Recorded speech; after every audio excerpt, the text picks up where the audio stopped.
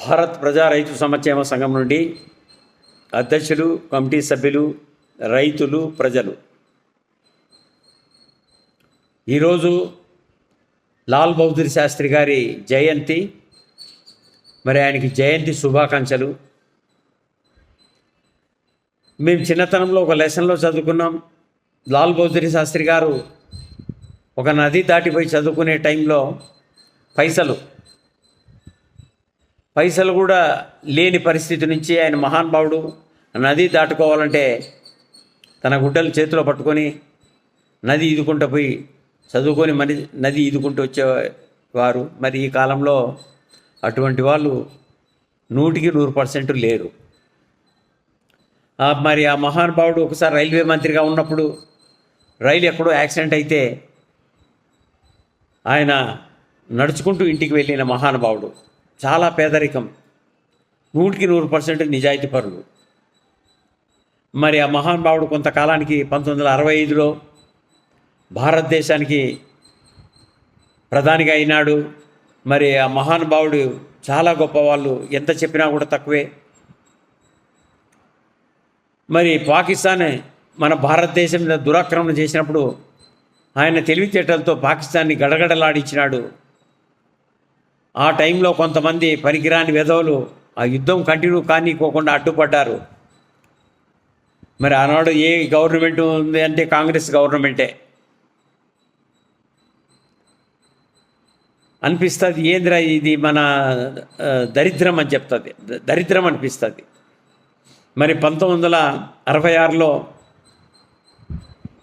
తాస్కండ్ సంధి జరిగింది. ఆ తాస్కండ్ సంధిలో మన వాళ్ళే ఆయనకు విషప్రయోగం చేయించి మరణానికి కారణమైనారు. మరి అటువంటి దుర్మార్గులు కూడా ఇప్పుడు చరిత్రలో లేరు. కాబట్టి ఎప్పుడు కూడా చేతనైతే మనం మంచి పని చేయాలి, కానీ చెడ్డ పని ఎప్పుడు చేయకూడదని చెప్పేసి నేను భారత్ ప్రజా రైతు సంక్షేమ సంఘం నుండి కోరుతున్నాను. మరి అదే తరహాలోనే మహానుభావుడు 1965లో జై జవాన్ జై కిసాన్ నినాదం తెచ్చారు. దేశానికి రక్షకులు ఎవరంటే వీరిద్దరే. దేశానికి ఆహారం పండించేది రైతన్న, దేశాన్ని కాపాడేది సైనికులు. మరి సైనికులకు పాదాభివందనం. సైనికులు 24 గంటలు భార్య పిల్లల్ని వదిలి, తల్లిదండ్రులు వదిలి, బంధువులు వదిలి, స్నేహితులు వదిలి ప్రాణాలకు తెగించి మన కోసం కాపలా కాస్తున్నారు. ఆ మహానుభావులకి ప్రతి ఒక్కరికి కూడా పాదాభివందనం. వారు అక్కడ మనకు రక్షణగా ఉన్నారు కాబట్టే మనం ఈ దేశంలో ప్రశాంతమైన జీవితం గడుపుతున్నాం. కానీ చాలామంది దుర్మార్గులు ఏం చేస్తున్నారు, చాలా నీచమైన పనులు చేస్తున్నారు. హెరాయిన్ అమ్మేవాడు హెరాయిన్ అమ్ముతున్నాడు, గంజాయి అమ్మడు గంజాయి అమ్ముతున్నాడు, సారాయి తయారు చేస్తున్నాడు, మానభంగాలు చేసేవాడు మానభంగాలు చేస్తున్నాడు, మోసాలు చేసేవాడు మోసాలు చేస్తున్నాడు, లంచాలు తీసుకునేవాడు లంచాలు తీసుకుంటున్నాడు. ఇది మన దేశంలో ఈనాడు జరుగుతుండేది. ఒకసారి ఏమనిపిస్తుందంటే స్వతంత్రం రాకనే మేము పుట్టలేదు, కానీ ఈరోజు ఈ పరిస్థితులను చూసి ఏమనిపిస్తుందంటే ఈ నల్లదొరల కంటే తెల్లదొరలో ఎన్నో రెట్లు మేలనిపిస్తుంది. ఎందుకంటే వాళ్ళు కట్టిన కట్టడాలు ఈ పొద్దు మనం కొన్ని 100 ఏళ్ళైనా కూడా వాడుకుంటున్నాం. కాబట్టి ఇకనైనా కూడా ప్రజలు ఆలోచన చేసి ఎవరు ఎంట తీసుకుపోయేది ఏంది లేదు, నువ్వు ఎన్ని కోట్లు దోచుకున్నా, ఎన్ని 100 కోట్లు దోచుకున్నా, ఎన్ని 1000 కోట్లు దోచుకున్నా, ఎన్ని లక్షల కోట్లు దోచుకున్నా నీ ఎంట వచ్చేది ఏంది లేదు, ఉత్తది నీ సమాధి బాగా కట్టచ్చు. కానీ కాబట్టి ఆలోచన చేసి మారండి, దేశాన్ని మార్చండి, ప్రజలకి మంచి జరిగేటట్లు చేయండి, నిజాయితీ పరులకి. కాబట్టి మేము ఒకటే కోరేది, మరి ఆ మహానుభావునికి జయంతి శుభాకాంక్షలు.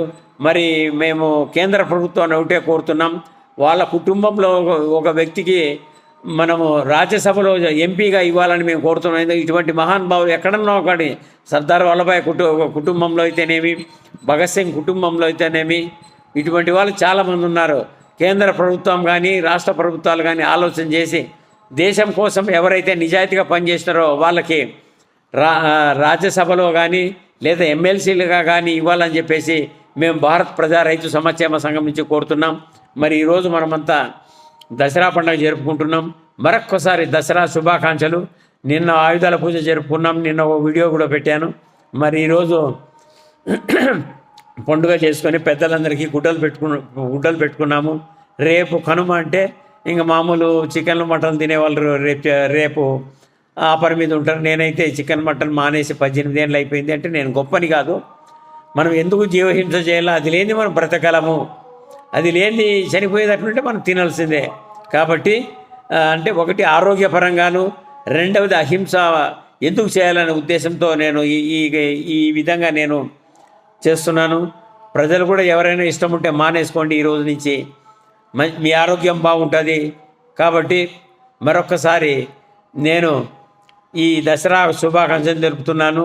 మేము మాకు జై జవాన్ జై కిసాన్ అంటే రైతుల గురించి ఓ 2 మాటలు మాట్లాడుతున్నాం. రైతులకి మేమేం చెప్తాం, భారతదేశంలో ఉండే కేంద్ర ప్రభుత్వానికి ఏం చెప్తున్నామంటే, రైతులకి ప్రతి పంట కూడా గిట్టుబాటు ధర కల్పించండి, ప్రతి ఎకరా కూడా నీళ్ళు ఇవ్వండి. లాల్ బహదూర్ శాస్త్రి గారు చెప్పారు, క్షమించాలి, మన వాజ్పేయి గారు చెప్పారు, నదులు అనుసంధానం చేసి ప్రతి రైతు కూడా నీళ్ళు ఇవ్వాలని చెప్పారు. విద్యా వైద్యం 2 ఫ్రీగా ఇవ్వండి అని చెప్పేసి మహానుభావుడు చెప్పినాడు. మరి ఇకనైనా కూడా కేంద్ర రాష్ట్ర ప్రభుత్వాలు ఆలోచన చేసి ఆ పెద్దల మాట పెడచెవన పెట్టుకోకుండా ఆ రకంగా చేస్తే ప్రజలు బాగుంటారు, దేశం బాగుంటుంది.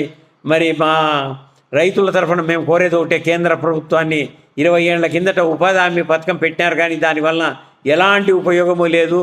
లక్షల కోట్లు వృధా అయిపోతుంది, దేశం నాశనం అయిపోతుంది. ఒక మనిషి పుట్టాలంటే పుట్టడం లేదు.